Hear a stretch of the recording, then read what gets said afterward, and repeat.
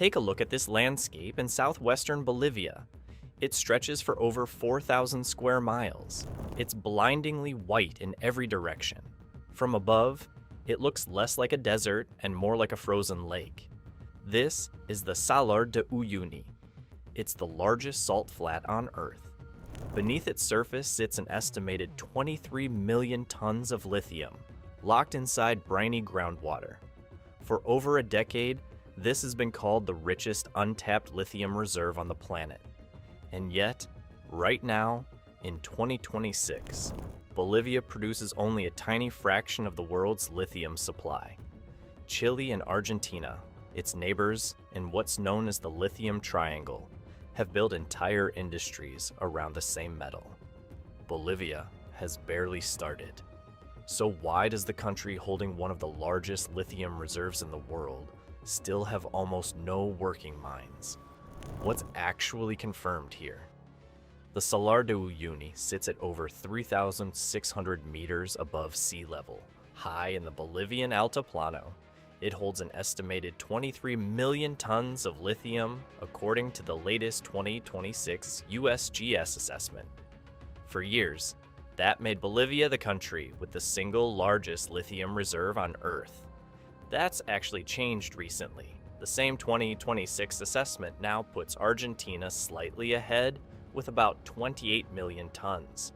Chile sits third, with 13 million tons. So Bolivia isn't quite number one anymore by the most current numbers, but it's still one of the two largest lithium reserves anywhere on the planet. And it remains by a wide margin the least developed of the three. An ancient lake that left everything behind. The reason so much lithium sits under this specific stretch of Bolivia goes back tens of thousands of years. This region once held a series of massive prehistoric lakes, the largest known as Lake Minchin. As the climate shifted and the water slowly evaporated, it left behind thick layers of salt.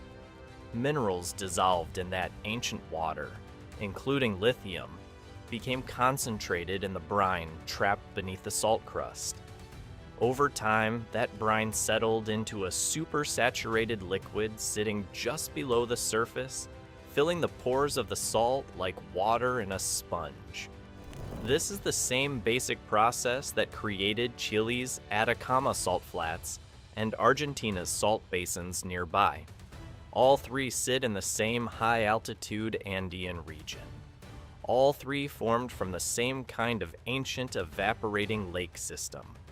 The result across all three countries is a stretch of the Andes, now nicknamed the Lithium Triangle, holding well over half of the world's known lithium resources in one connected geological region. Why Bolivia's brine is the hard version of this story. Here's where Bolivia's story genuinely diverges from its neighbors. The brine beneath Uyuni has an unusually high ratio of magnesium to lithium, much higher than what's found in Chile's Atacama salt flat. Magnesium interferes with traditional lithium extraction. It has to be removed before the lithium can be processed, and doing that adds real cost and complexity. Chile's brine chemistry made rapid, relatively simple evaporation-based extraction possible for decades. Bolivia's brine chemistry has made every processing attempt more expensive and more technically difficult right from the start. A resource declared property of the state. Geology is only half the story. In 2006, Bolivia's government under President Evo Morales made a defining decision. The country's 2009 constitution, in Article 348, declared all mineral resources, including lithium, part of the national patrimony. It mandated permanent state ownership. A state company called YLB, short for Yacimientos de Litio Bolivianos, was put in charge of the entire lithium production chain, from extraction to processing to export. The logic made sense on paper.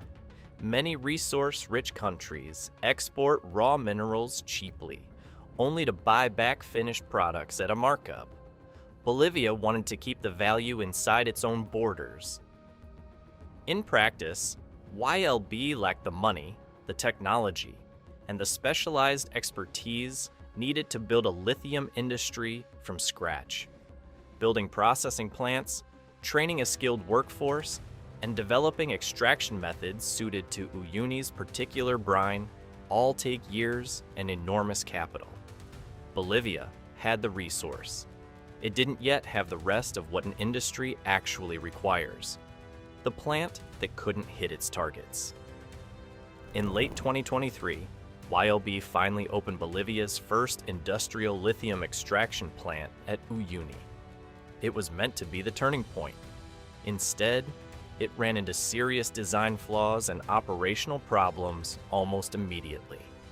It has continued producing only a small fraction of its intended output ever since. Facing that gap, Bolivia's government began doing something it had spent years resisting: actively courting foreign partners. In 2023, a deal was struck with Russia's Uranium One group for a pilot project at a separate salt flat called Pastos Grandes. In 2024, an even bigger deal followed: a $1 billion agreement with a Chinese consortium made up of CATL, the world's largest EV battery maker, along with 2 partner companies. That deal is funding 2 new processing plants at Uyuni, using a newer method called direct lithium extraction, or DLE, which pulls lithium directly out of the brine using specialized filters instead of relying purely on evaporation. Why even these new deals move slowly? Even with billions of dollars now committed, Bolivia's legal framework keeps a tight grip on how fast anything can move. Bolivian law requires YLB to hold at least 51% ownership in any lithium project. Major contracts need congressional approval, which can take months or years. There's no access to international arbitration if a dispute arises, a feature that makes many Western mining companies and investors deeply cautious about committing serious capital.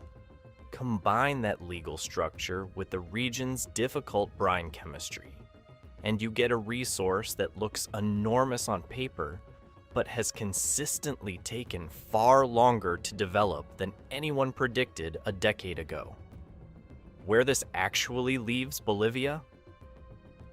The new Chinese-backed plants are targeting a combined capacity of roughly 35,000 tons of lithium carbonate a year once fully operational, with direct lithium extraction technology aiming for recovery rates as high as 80%. Those are real, funded, active projects, not just proposals on paper anymore. But industry analysts are careful to note that until this technology is actually proven at commercial scale inside Uyuni's specific brine chemistry, much of Bolivia's reserves still can't be counted as a fully provable, mineable resource under strict international reporting standards. Chile and Argentina spent decades building supply chains, expertise, and investor trust around the exact same metal. Bolivia is trying to build all of that at once, on its own terms, using technology that didn't even exist in a commercially viable form until recently. So the salt flat sits exactly where it has sat for tens of thousands of years, holding one of the largest lithium reserves ever measured on the planet. The ancient lake that created it is long gone. The lithium it left behind never moved. What's kept it locked in place isn't a lack of confirmed resources. It's a mix of unusually difficult brine chemistry, a legal system built to keep tight state control, and the sheer difficulty of building an entire mining industry from nothing while the rest of the world races ahead. Bolivia finally has real money and real technology pointed at Uyuni for the first time. Whether that's enough to catch up with neighbors who got a decades-long head start is still very much an open question.